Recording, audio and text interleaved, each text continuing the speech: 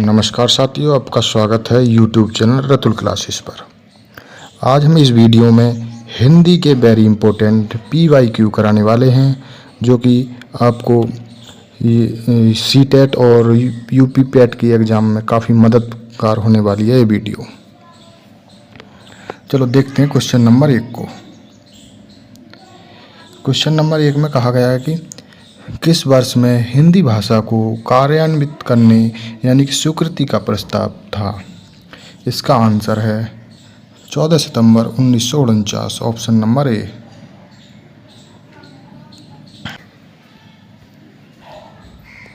Question number 2 है 14 सितंबर 1949 को भारतीय संविधान सभा ने हिंदी को भारत संघ की कौन सी भाषा का दर्जा दिया?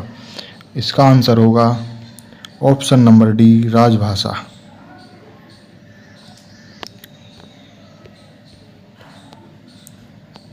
क्वेश्चन नंबर 3 है हिंदी दिवस किस तिथि को मनाया जाता है? इसका आंसर होगा 14 सितंबर।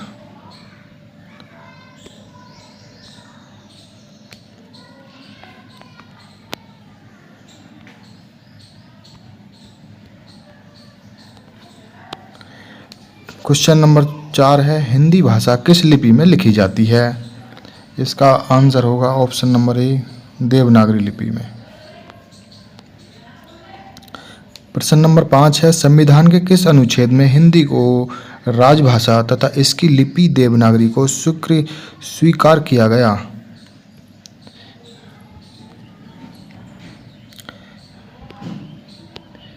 इसका आंसर होगा 343, ऑप्शन नंबर सी।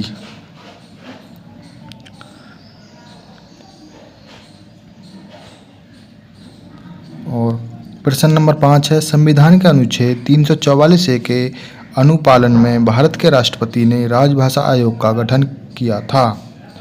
इसका आंसर होगा ऑप्शन नंबर ए, 1955 को।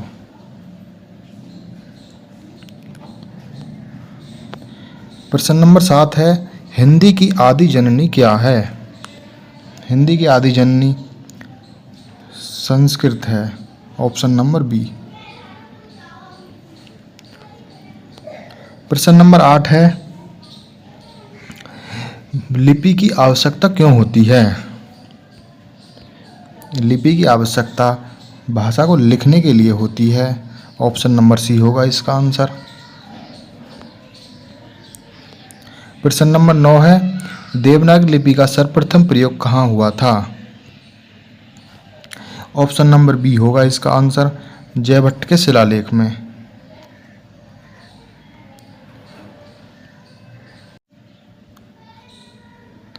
प्रश्न नंबर 10 है वर्तमान हिंदी किस लिपि में लिखी जाती है? इसका आंसर होगा ऑप्शन नंबर डी, देवनागरी लिपि में। प्रश्न नंबर 11 है भारत के संविधान के किस अनुच्छेद में हिंदी को भारत की राजभाषा बताया गया है? इसका आंसर होगा ऑप्शन नंबर सी, 343A में। प्रश्न नंबर 12 है हिंदी भाषा की उत्तराधिकारी भाषा है। इसका आंसर होगा ऑप्शन नंबर सी, संस्कृत।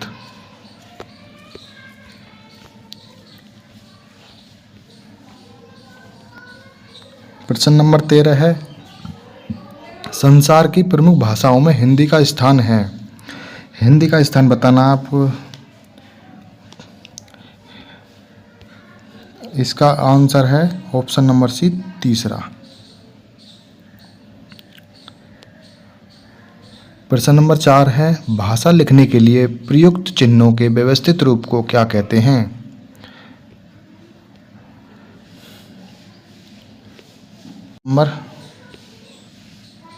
Option number C.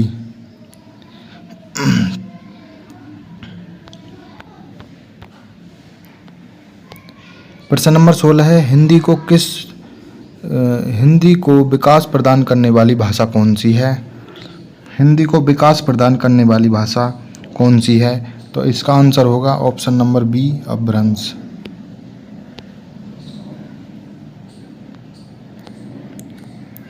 प्रश्न नंबर 17 की बात करें तो प्रश्न नंबर 17 है अवधी बोली किस अपभ्रंश से विकसित हुई है। अवधी बोली किस अपभ्रंश से विकसित हुई है। तो इसका आंसर होगा option number B Ardhamagadhi.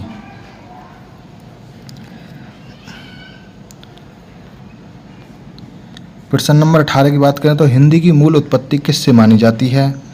Hindi की मूल उत्पत्ति किससे मानी जाती है। शौरसेनी अपभ्रंश से। ऑप्शन नंबर सी शौरसेनी अपभ्रंश से। प्रश्न नंबर 18 है वाराणसी गोरखपुर आरा के मध्य कौन सी भाषा बोली जाती है। ऑप्शन नंबर इसका आंसर होगा ऑप्शन नंबर ए भोजपुरी।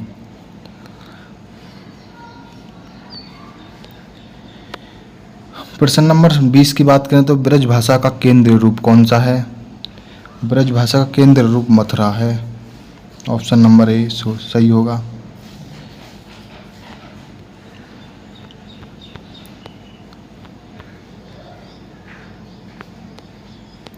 प्रश्न नंबर 21 है बोली का क्षेत्र जब थोड़ा विकसित हो जाता है और उसमें साहित्य की रचना होने पर वह क्या बन जाती है। तो इसका आंसर होगा ऑप्शन नंबर सी उपभाषा।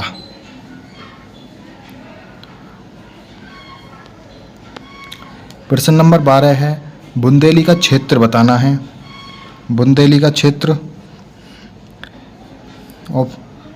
Option number D Jhansi Jalaun Datia. Option number D answer सही होगा इसका। प्रश्न नंबर 23 है जिस भाषा का अनुवाद किया जाता है उसे क्या कहते हैं। जिस भाषा का अनुवाद किया जाता है उसे क्या कहते हैं। तो इसका आंसर होगा स्रोत भाषा। Option number D. प्रश्न नंबर 24 है ब्रज हिंदी किस उपभाषा के अंतर्गत है। ऑप्शन नंबर इसका होगा बी पश्चिमी हिंदी। ब्रज भाषा पश्चिमी हिंदी के अंतर्गत आती है।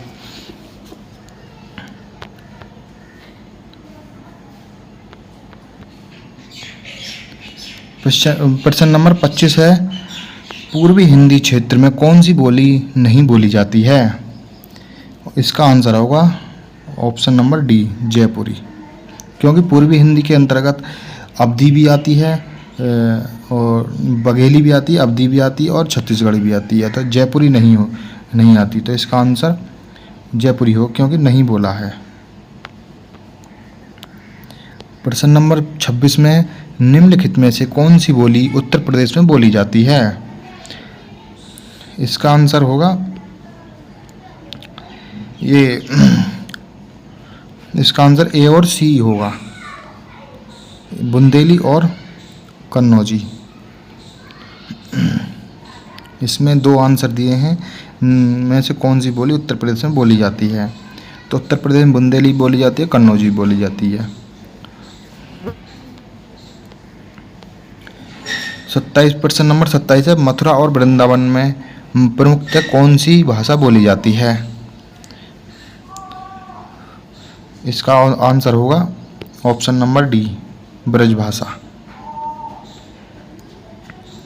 प्रश्न नंबर 28 है निम्न में से कौन सी बोली उत्तर प्रदेश की नहीं है। इसका आंसर होगा option number C Mewati. Mewati Rajasthan की बोली है और इसमें पूछा है उत्तर प्रदेश की नहीं है। तो ये तीनों भोजपुरी, ब्रजभाषा और कन्नौजी उत्तर प्रदेश की हैं और मेवाती राजस्थान की है। तो इसलिए ऑप्शन नंबर सी हो जाएगा सही। प्रश्न नंबर 29 है कौन सी प्राचीन भाषा नहीं है। इसमें से बताना आपको कौन सी प्राचीन भाषा नहीं है।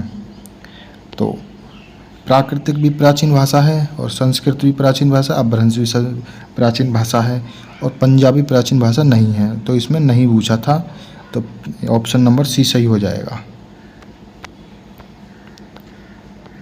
प्रश्न नंबर 30 है कौन सी बोली बिहारी की नहीं है। बिहारी की बोली नहीं है।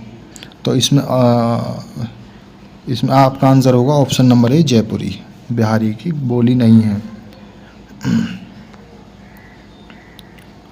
प्रश्न नंबर 31 है पंजाब में हिंदी का प्रचार किसने किया। पंजाब में हिंदी का प्रचार सिद्धाराम फुल्लेरी। ऑप्शन नंबर डी सही, आपका आंसर सही होगा।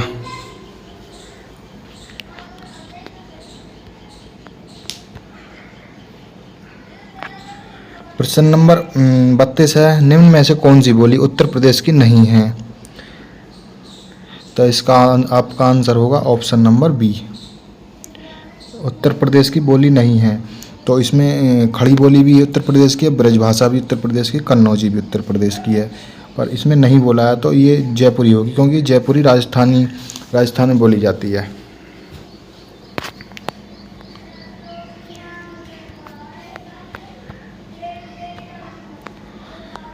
प्रश्न नंबर 33 है, जयपुरी का स्थानीय नाम क्या है?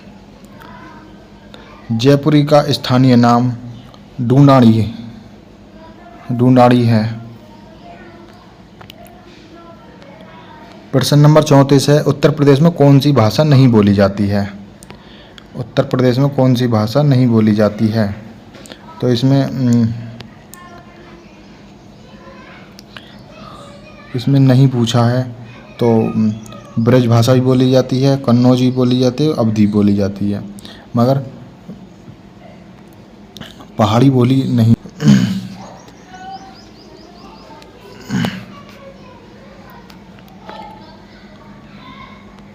आधुनिक भारतीय आर्य भाषाओं का विकास किससे हुआ?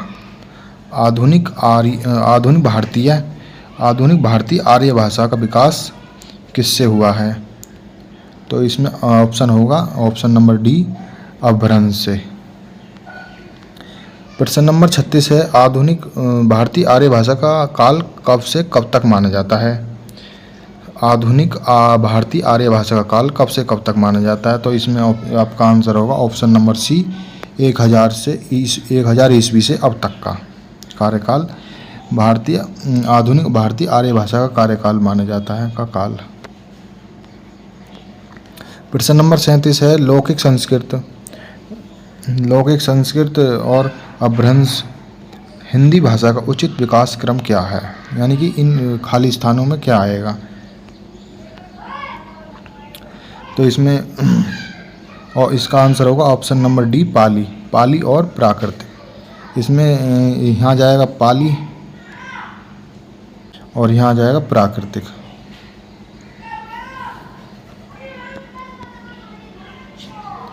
तो इसका आंसर होगा ऑप्शन नंबर डी, पाली और प्राकृतिक। प्रश्न नंबर 38 है, हिंदी का मानक रूप किस भाषा से विकसित हुआ है? हिंदी का मानक रूप किस भाषा से विकसित हुआ है? तो इसका आंसर होगा खड़ी बोली, ऑप्शन नंबर बी।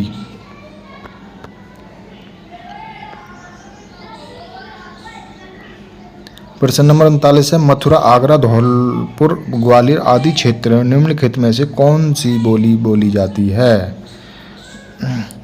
तो इसका आंसर होगा आपका मथुरा, आगरा, धौलपुर, ग्वालियर आदि क्षेत्र में ब्रजभाषा बोली जाती है, ऑप्शन नंबर सी सही होगा। प्रश्न नंबर 40 है, निम्नलिखित में से प्राचीन भारतीय आर्य भाषा कौन सी है? प्राचीन भारतीय आर्य भाषा, इसमें आपका ऑप्शन होगा डी, ऑप्शन नंबर डी, वैदिक संस्कृत। प्रश्न नंबर 41 है, दिए गए विकल्पों में द्रविड़ परिवार की भाषा कौन सी है? आपको द्रविड़ परिवार की भाषा बतानी है, तो इसका आंसर होगा ऑप्शन नंबर डी, कन्नड़। प्रश्न नंबर 42 है, हाड़ौती बोली कहाँ बोली जाती है? हाड़ौती बोली कहाँ बोली जाती है? तो ये हाड़ौती बोली जो राजस्थान में बोली जाती है। प्रश्न नंबर 43 है, रागड़ी बोली कहाँ बोली जाती है? रागड़ी बोली हरियाणा की बोली है, जो कि ऑप्शन नंबर डी में स्थित है। प्रश्न नंबर 44 है, कौन सी बोली मध्य प्रदेश की प्रमुख बोलियों में से नहीं है? अब इसमें नहीं पूछा है कौन सी बोली मध्य प्रदेश की प्रमुख बोलियों में से नहीं है, तो इसमें आपका आंसर होगा बांगरू, मध्य प्रदेश की बोली नहीं है। तो ये निमाड़ी भी मध्य प्रदेश की है, बुंदेली भी और मालवी भी।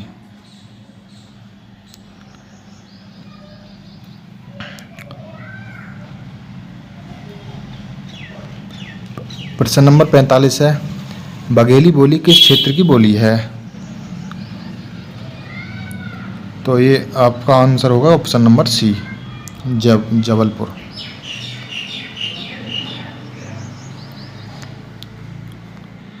प्रश्न नंबर 46 है, पुरानी हिंदी, उर्दू और अंग्रेजी के मिश्रण से उत्पन्न जबान कौन सी है? प्रश्न नंबर 46 इसका आंसर होगा ऑप्शन नंबर डी, हिंदुस्तानी भाषा। प्रश्न नंबर 47 है, पश्चिमी हिंदी की कितनी बोलियां हैं? पश्चिमी हिंदी की 5 बोलियां हैं, ऑप्शन नंबर डी। प्रश्न नंबर 48 है, किसी सीमित क्षेत्र में बोली जाने वाली स्थानीय भाषा को क्या कहते हैं? तो किसी सीमित क्षेत्र में बोली जाने वाली स्थानीय भाषा को बोली कहते हैं। तो ये हमारा आज लास्ट क्वेश्चन था आज का, इस क्लास का। ऐसी और वीडियो देखने के लिए हमारे YouTube चैनल रतुल क्लासेस को सब्सक्राइब करें, बेल आइकन को दबाएं ताकि अगली वीडियो का नोटिफिकेशन आपको टाइम से मिल जाए। और आपको वीडियो कैसी लगी आपको कमेंट करके बताना है। धन्यवाद।